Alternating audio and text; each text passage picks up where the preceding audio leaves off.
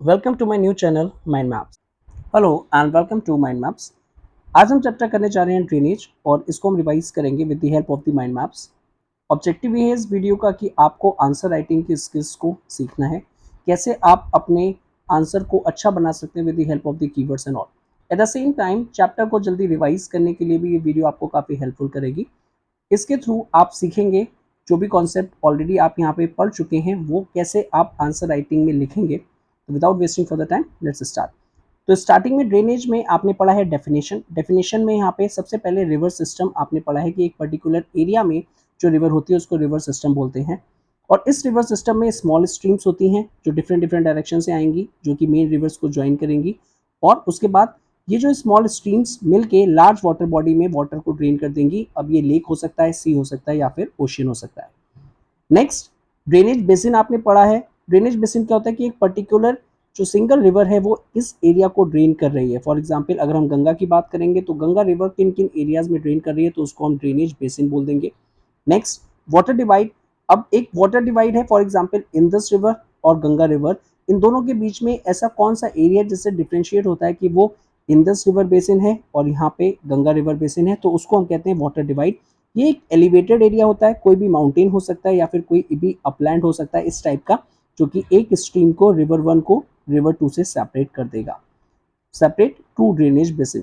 तो ये हो गया आपका फर्स्ट टॉपिक जो आपने एनसीईआरटी में पढ़ा था। अब करते हैं यहाँ पे बात ड्रेनेज सिस्टम इन इंडिया की। तो ड्रेनेज सिस्टम इंडिया की बात करेंगे तो इंडिया में काफ़ी ज़्यादा ब्रॉड रिलीफ फीचर्स है। रिलीफ फीचर्स की अगर हम बात करेंगे, फॉर एग्जांपल माउंटेन्स हो गए, यहाँ पे प्लेन्स हो गए, इस टाइप के रिलीफ फीचर्स हैं। और ये सारी चीज़ें यहाँ पे जो रिवर्स हैं, ड्रेनेज सिस्टम है, उसको इम्पेक्ट करती हैं। हमारे यहाँ पे टू मेजर रिवर ग्रुप्स हैं, एक हिमालयन रिवर्स है और एक पेनिनसुलर रिवर्स। इनको हम थोड़ी देर में समझेंगे। यहाँ पे डिफरेंस क्या है यहाँ पे हिमालयन और पेनिनसुलर रिवर्स को मैंने आपको ये भी बताया है यहाँ पे कि जो हिमालयन रिवर्स है इसको हम पेरिनियल रिवर्स बोलते हैं और पेनिनसुलर रिवर्स को हम नॉन पेरिनियल रिवर्स बोलते हैं। हिमालयन रिवर्स जिनको हम पेरिनियल बोलते हैं तो इनकी क्या क्या कैरेक्टरिस्टिक्स है और ये कैसे पेरिनियल और नॉन पेरिनियल रिवर्स से ये डिफरेंट होती हैं। तो सबसे पहले Himalayan rivers are known as the perennial rivers. और यहाँ पे जो वाटर है थ्रू आउट द ईयर होता है और वाटर का जो सोर्स है वो तो या तो रेन होगी जो मानसून है, या फिर जो ग्लेशियर्स है उनसे जो स्नो मेल्ट होकर यहाँ पे वाटर्स में और ये जो रिवर्स में आएगी तो वो वाटर प्रोवाइड करवाएगी। नेक्स्ट, इनका लॉन्ग कोर्स होता है, यानी जो ओरिजिन जहाँ से ये ओरिजिनेट हो रहे हैं और जहाँ पे ये एंड हो रहे हैं तो काफ़ी ज़्यादा लॉन्ग डिस्टेंस ट्रेवल करते हैं, जिसकी वजह से इनका लॉन्ग कोर्स होता है। तो source to sea long course. Next, mostly north of the mountain ranges से ये रिवर ओरिजिनेट होती है। For example Indus and Brahmaputra की अगर हम बात करेंगे, ये जो इस इनिशियल स्टेज में यहाँ पे जो है बहुत ही फास्ट फ्लोइंग रिवर होती है, तो ये भी जो भी माउंटेन्स इनके बीच में पड़ता है उसको काट के जॉर्जेस बना देती हैं यहाँ पे, that is cut through the mountains. Course already मैं आपको बता चुका हूँ, अपर मिडिल और लोअर तीन पार्ट्स में ये डिवाइडेड है। अपर कोर्स में इरोजनल एक्टिविटी होती है क्योंकि बहुत ही ज़्यादा स्पीड तेज होती है, और जैसे जैसे यहाँ पे ये लोअर कोर्स में आती जाती हैं वैसे वैसे और मिडिल कोर्स में इनकी स्पीड कम होती जाती है, जिसकी वजह से ये मेंडर्स, ऑक्सबो लेक और डिपोजिशनल फीचर्स को यहाँ पे करती जाती हैं और फाइनली यहाँ पे डेल्टा का फॉर्मेशन भी होता जाता है।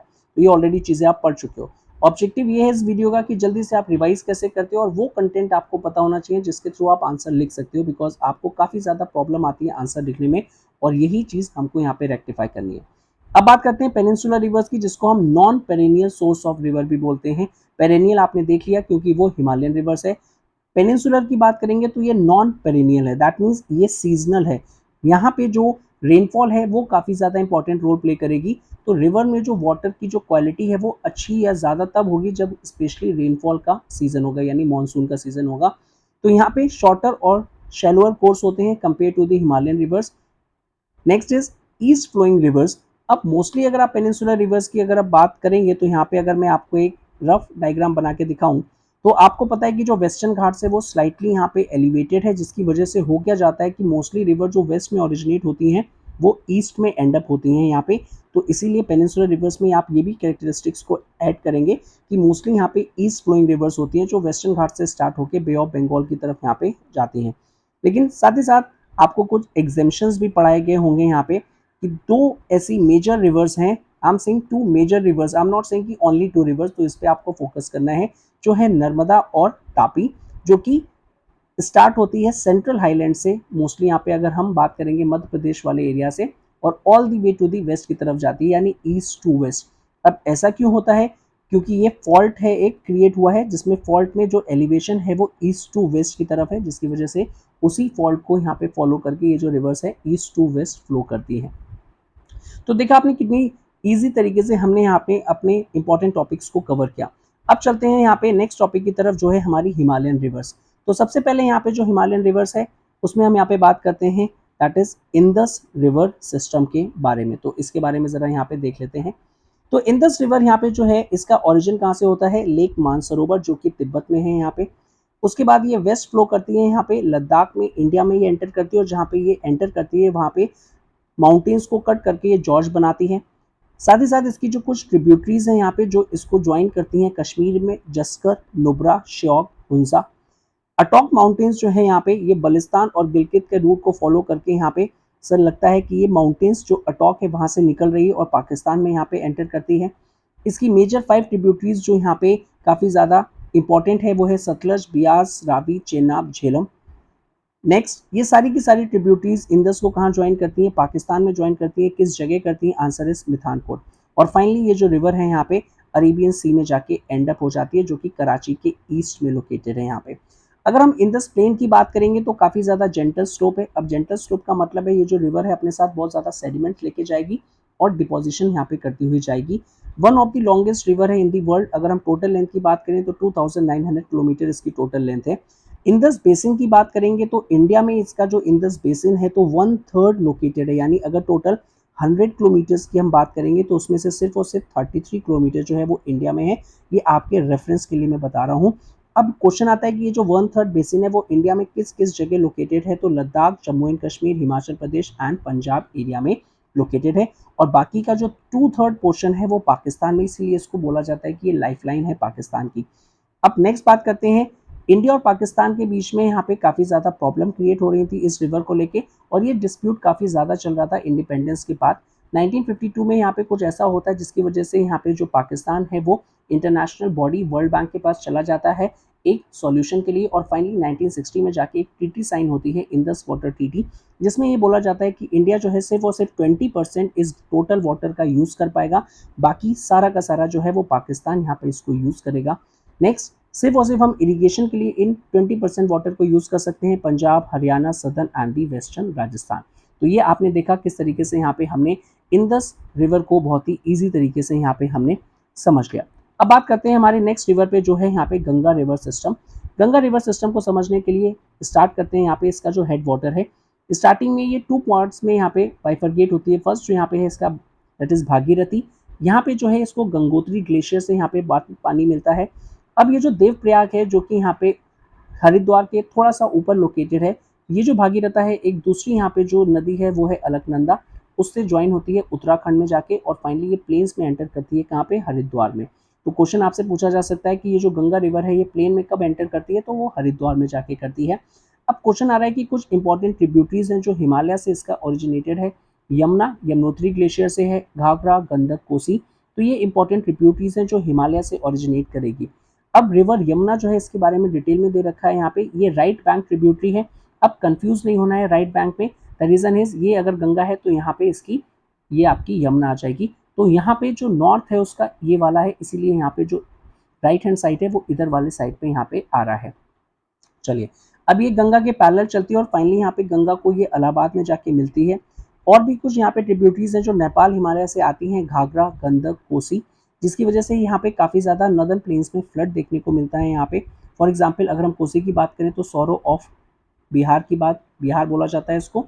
अब ये जो रिवर है ये फ्लड तो करती है, लेकिन साथ ही साथ इनका एक और पर्पस भी है, क्योंकि ये एनरिच करेंगी सॉइल को, एलुवियल सॉइल को, जो फर्टाइल सॉइल यहाँ पे प्रोवाइड करवाएंगी, ताकि जो यहाँ पे फ्लड प्लेन है उस एरिया में काफ़ी ज़्यादा यहाँ पे जो न्यू खादर वाली जो है वो यहाँ पे डिपॉजिट होगी, जो एलुवियम डिपॉजिट है, और वो काफ़ी ज़्यादा फर्टाइल है। नेक्स्ट, अब पेनिनसुलर की अगर हम बात करें तो पेनिनसुलर एरिया से, यानी जो हमारा इंडिया का पेनिनसुलर एरिया है, अगर मैं आपको रफ डायग्राम बनाऊं तो ये वाला जो पूरा का पूरा पेनिनसुलर एरिया है, यहाँ पे कौन कौन सी ट्रिब्यूटरीज आ रही हैं, चंबल, बेतवा, सोन। इनके शॉर्टर कोर्स हैं, यानी बहुत ही कम यहाँ पे इनकी जो ड्यूरेशन है, ओरिजिन और एंड वहाँ पे है, और साथ ही साथ इसमें वाटर की जो अवेलेबिलिटी है वो भी काफ़ी ज़्यादा कम रहती है। अब हम डेल्टा की बात करेंगे तो ये जो रिवर गंगा है ये ईस्टवर्ड कंटिन्यू करती है अपने फ्लो को, और फाइनली यहाँ पे जितनी भी ट्रिब्यूटरीज इसकी मिलती जाती हैं इसका जो वाटर है वो काफ़ी ज़्यादा बढ़ता जाता है और फाइनली यहाँ पे वेस्ट बंगाल में एक फ़रक्का जगह है, वहाँ पे जाती है ये।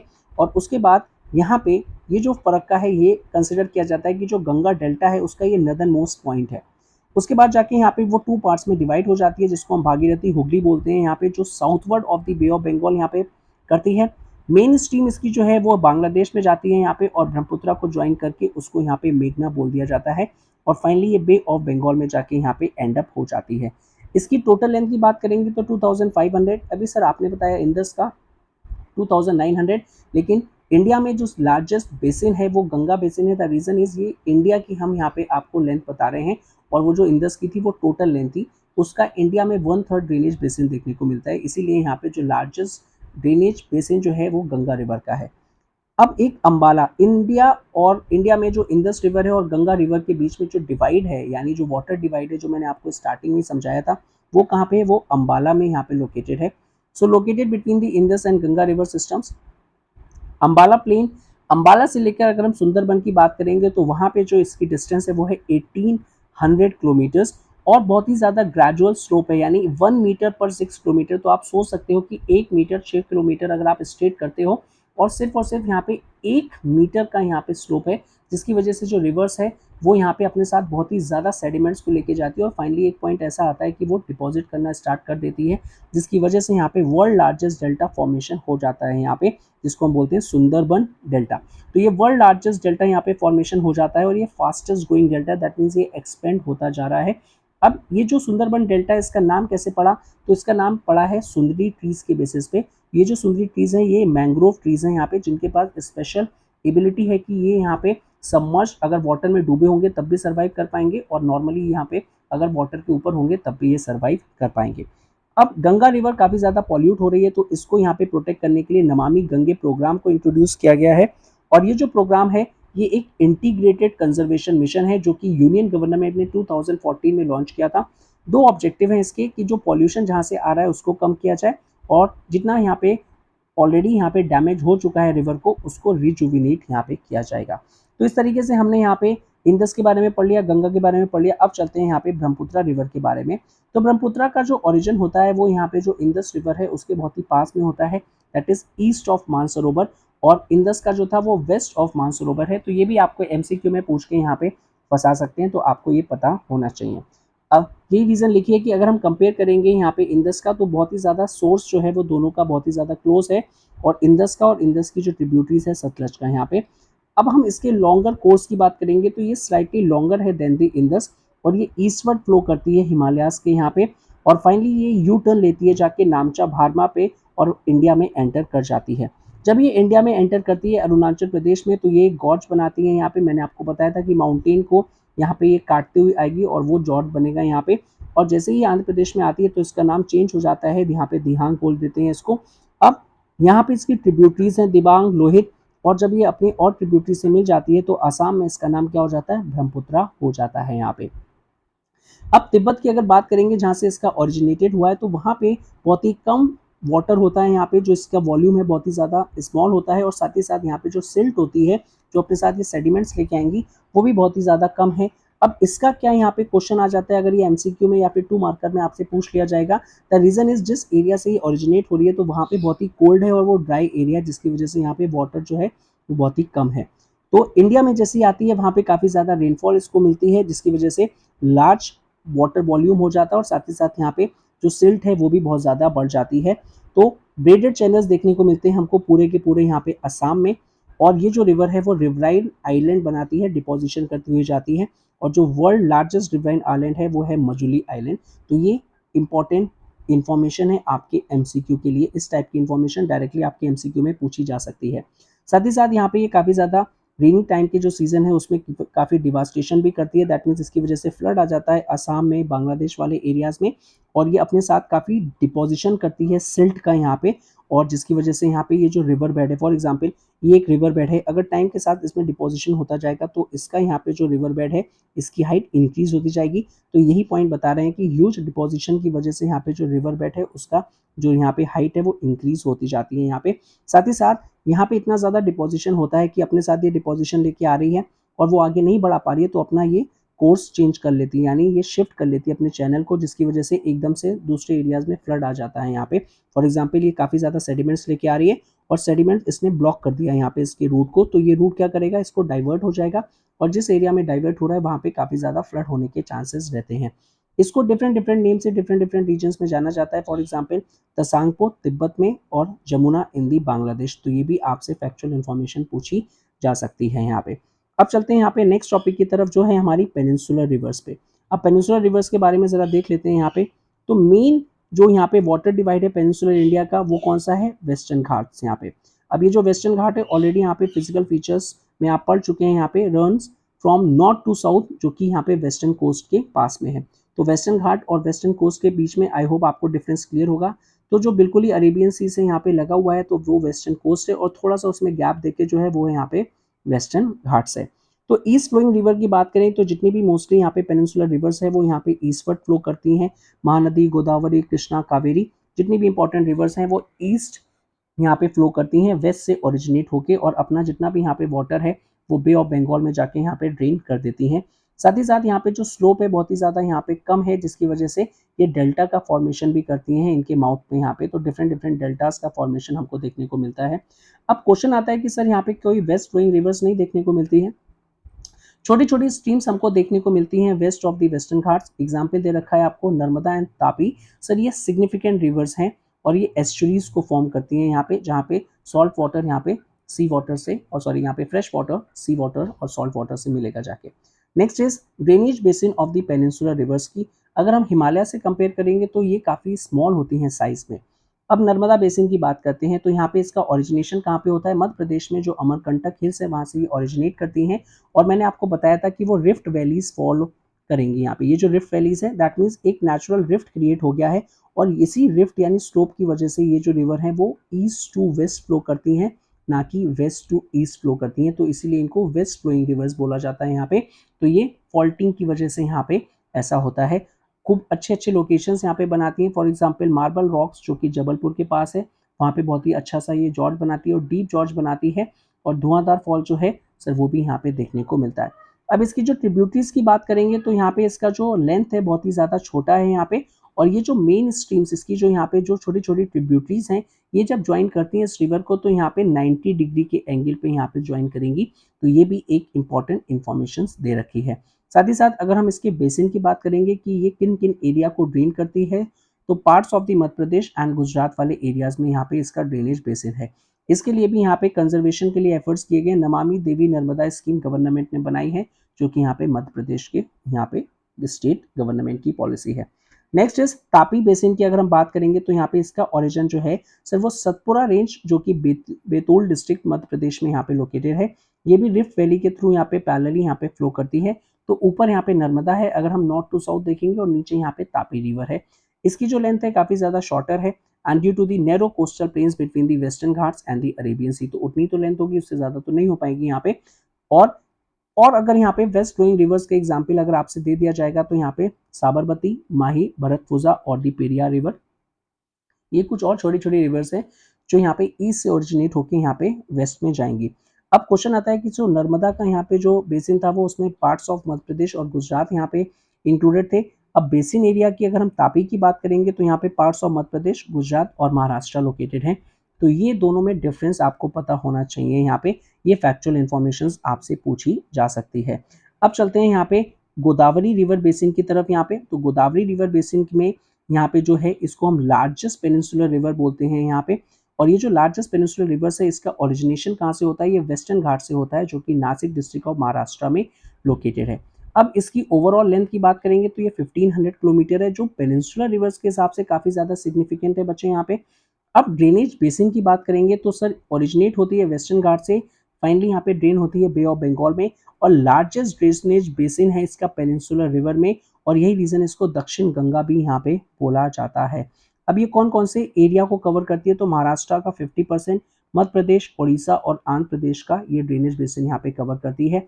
इंपॉर्टेंट ट्रिब्यूटरीज की बात करेंगे यहाँ पे तो पूर्णा, वारधा, प्राणहिता, मांजरा, वेनगंगा और पेनगंगा। और लास्ट की अगर हम ये 3 यहाँ पे रिवर्स को देखेंगे, मांजरा, वेनगंगा, पेनगंगा, तो ये काफी ज्यादा सिग्निफिकेंट और काफी बड़ी ट्रिब्यूटरीज देखने को मिलती हैं। इसको पेनिनसुलर रिवर की दक्षिण गंगा भी बोला जाता है क्योंकि इसका जो लेंथ और जो एरिया है वो काफ़ी ज़्यादा यहाँ पे कवर करती है।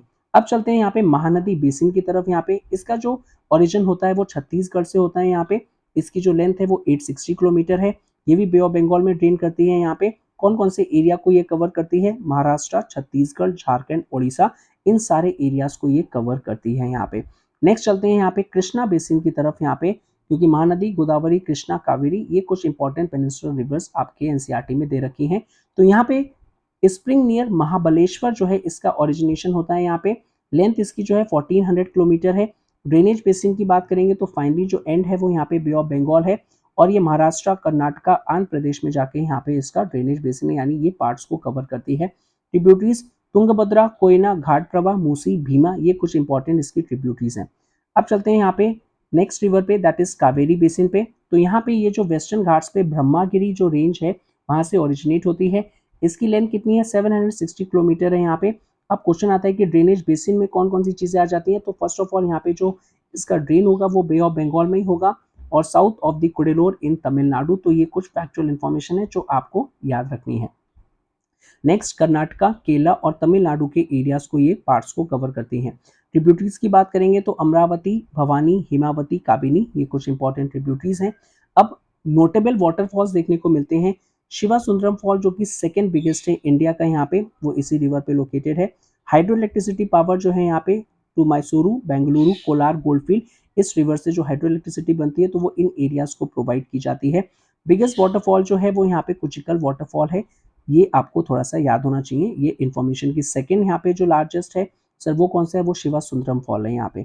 नेक्स्ट एग्जाम्पल की अगर हम बात करेंगे यहाँ पे कि भाई स्मॉलर ईस्ट फ्लोइंग रिवर्स कैसी थी, जैसे हमने यहाँ पे वेस्ट फ्लोइंग रिवर्स यहाँ पे देखी थी, तो स्मॉलर दामोदर, ब्रह्मायनी, बैतारनी, सुबर्णरेखा, तो ये कुछ स्मॉलर ईस्ट फ्लोइंग रिवर्स है। तो आपने देखा कितनी जल्दी से हम यहाँ पे अच्छे से इसको यहाँ पे रिवाइज कर सकते हैं with the help of the. चलते अपने लास्ट टॉपिक पे, that is water and lakes. तो ग्लोबल वाटर डिस्ट्रीब्यूशन की अगर हम बात करेंगे तो सरफेस पे यानी वर्ल्ड का जो सरफेस है वो 71% वाटर से यहाँ पे भरा हुआ है, लेकिन उसमें से 97% जो वाटर है वो सॉल्ट वाटर है, that means that is not fit for the consumption. अब सिर्फ और सिर्फ 3% जो है फ्रेश वाटर है, लेकिन इसमें से भी 75% जो वाटर है वो यहाँ पे ग्लेशियर्स में यहाँ पे ट्रैप्ड है।